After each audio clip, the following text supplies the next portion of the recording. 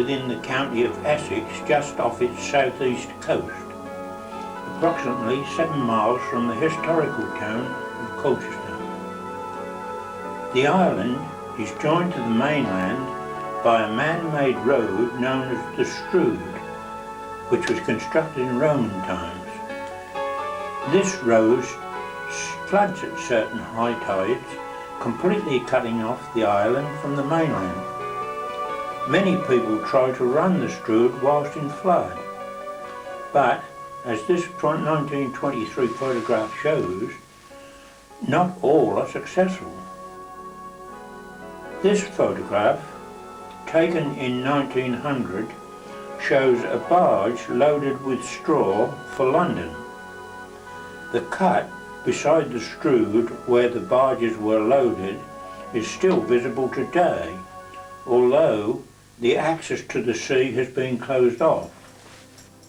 Rather pleasant looking village store in East Mersea has changed somewhat from the original purpose for which it was built.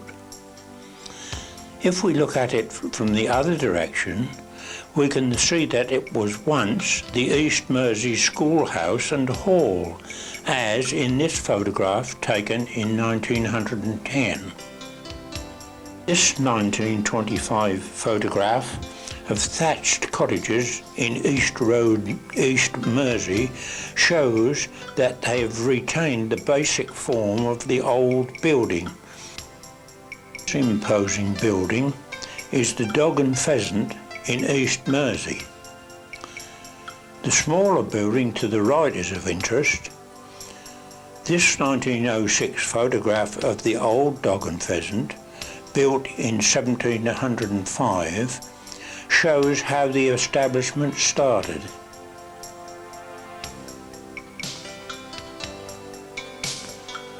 This dormer bungalow was once the clubhouse for East Mersea Golf Club, which was closed and sold off in 1950.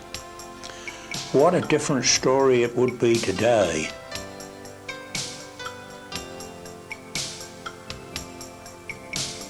Mill Road has changed little since this 1932 photograph.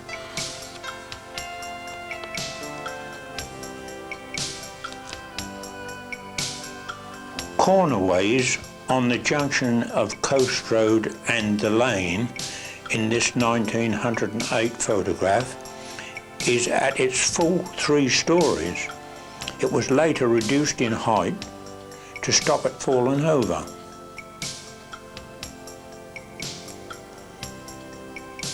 The White Hart Hotel in High Street has changed little since 1932.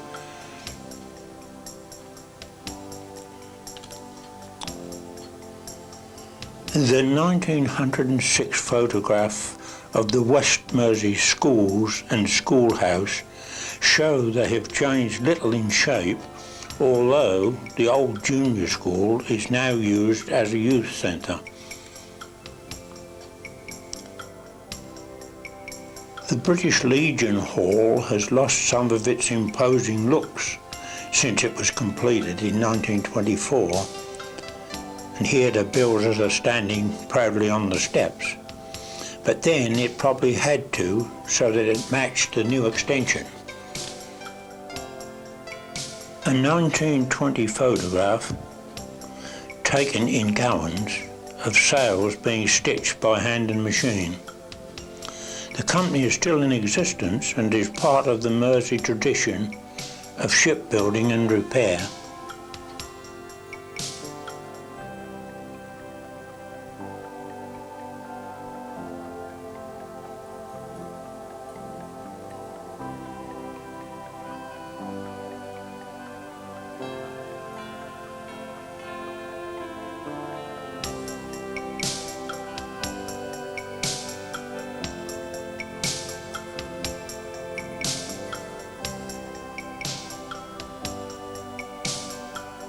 This yacht is being built today to an 1890s design.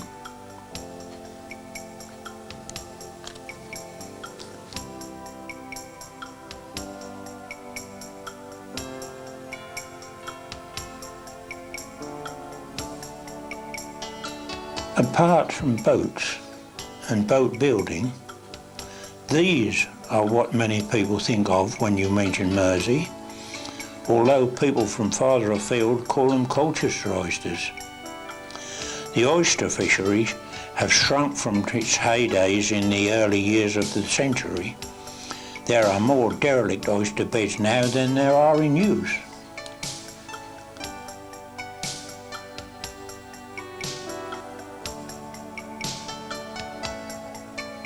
According to the sign on the shed, oysters were 7 shillings for 100.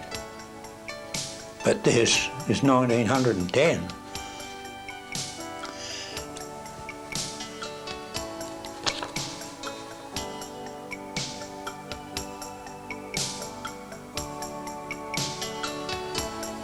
Sea fishing has also declined of late, but still offers employment to many in the locality, as the catch is dispatched to other markets as well as being sold locally.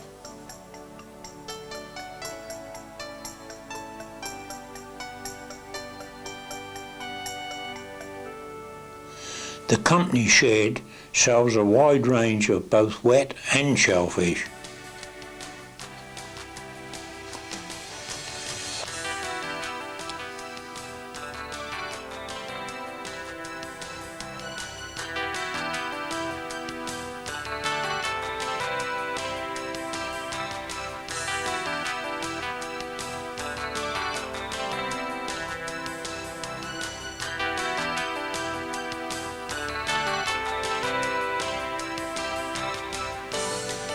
There has been a definite growth in yachts and yachting as a hobby in the area.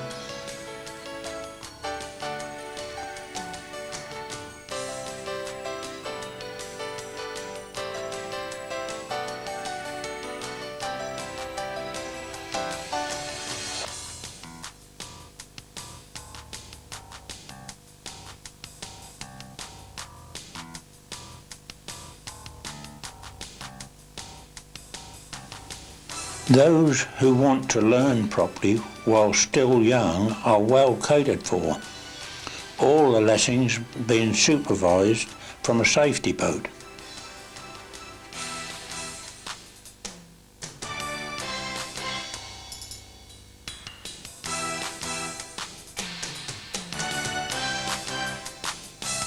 The floating jetty at Mersea is a marvellous asset and can be used for purposes other than sailing.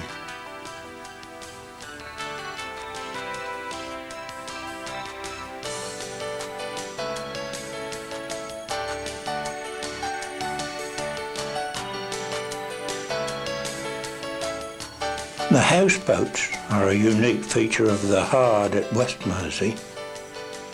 Some must be difficult to live in as they appear to be far from level. Mersea's use as a holiday resort has steadily increased. Many people from the surrounding area own beach huts on the island. It was very popular in the Edwardian era in spite of a seaweed problem, which seems to be a thing of the past. The only way there has been to reach the island is by boat or road. There has never been a rail link.